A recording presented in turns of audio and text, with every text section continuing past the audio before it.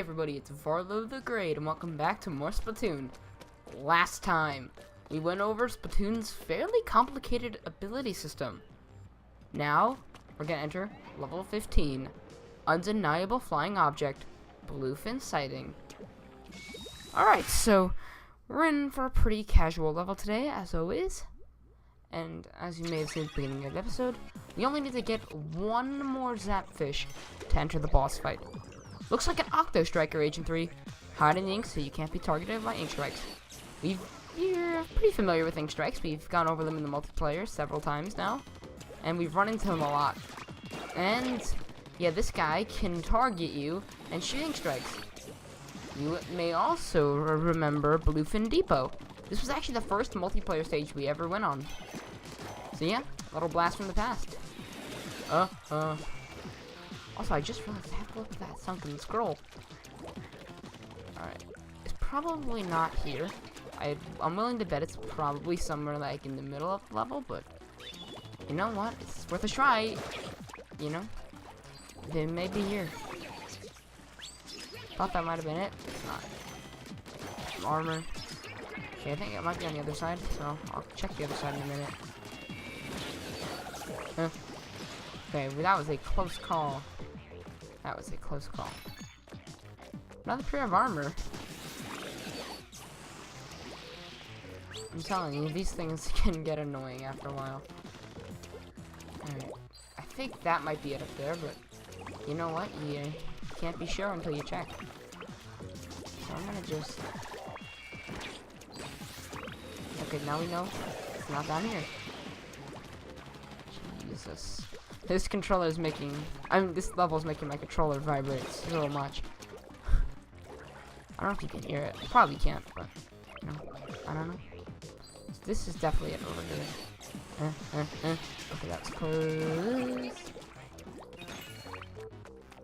No. We got a bubbler. Could this be it? Armor. Again. I'll tell you, this is like the hardest sunken scroll we've had to find yet, because I'm keeping an eye out for it. That's the thing. Some of the ones we've missed are not actually hard ones to miss, and they're actually just like result of my stupidity.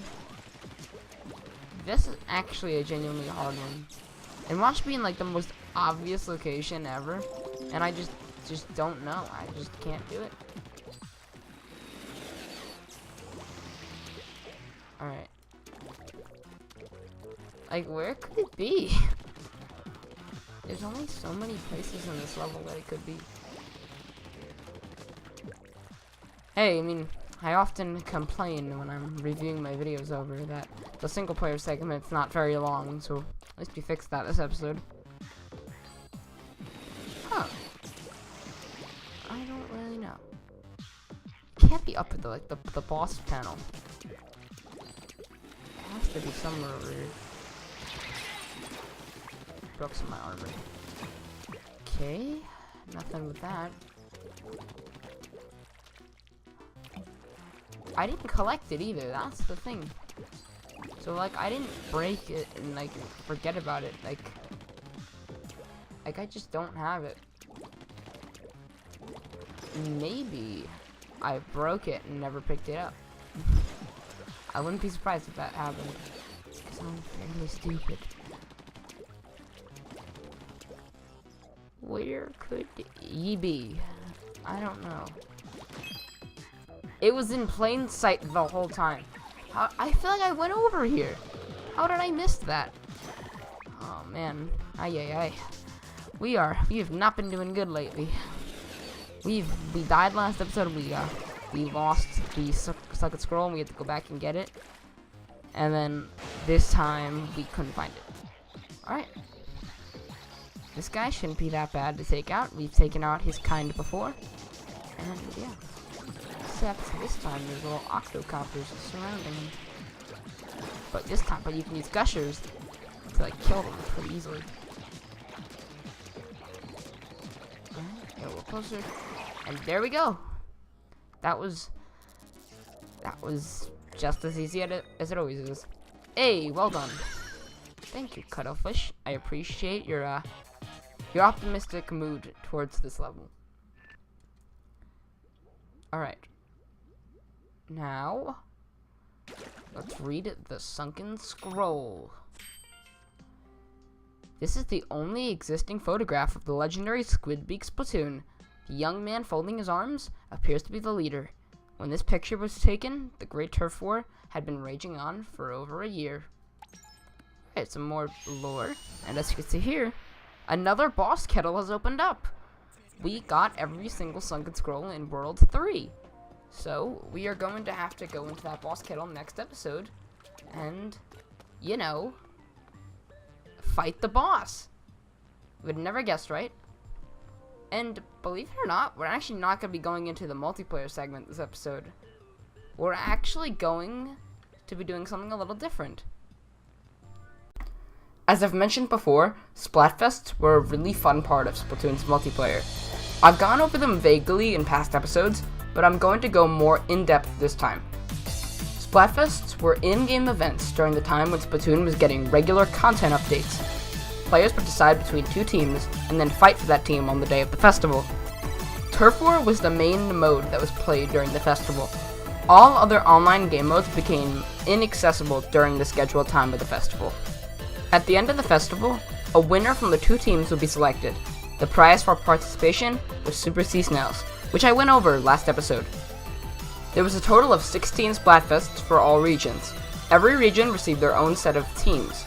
For the sake of this video, I'll be covering the North American Splatfests only. The first Splatfest took place on July 4th, 2015, and had the theme Cats vs. Dogs. Dogs took the victory in this Splatfest. The second Splatfest had the theme Roller Coasters vs. Water Slides. The winning team was Roller Coasters. The third Splatfest was Hot Dogs vs. Marshmallows, with Marshmallows taking the victory. The fourth Splatfest was Autobots vs. Decepticons. This was the first of many crossover Splatfests. Decepticons won this time.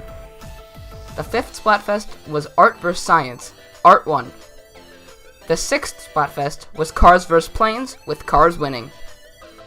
The seventh Splatfest was Pirates vs. Ninjas. Pirates beat Ninjas this time around. The eighth Splatfest was Burgers vs. Pizza. Burgers won.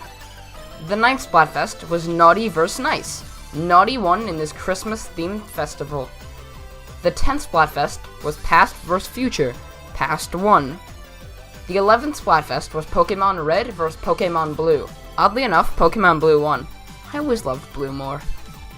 The 12th Splatfest was Sandcastles vs. Snowmen, with Sandcastles burying the competition. The 13th Splatfest was SpongeBob vs. Patrick.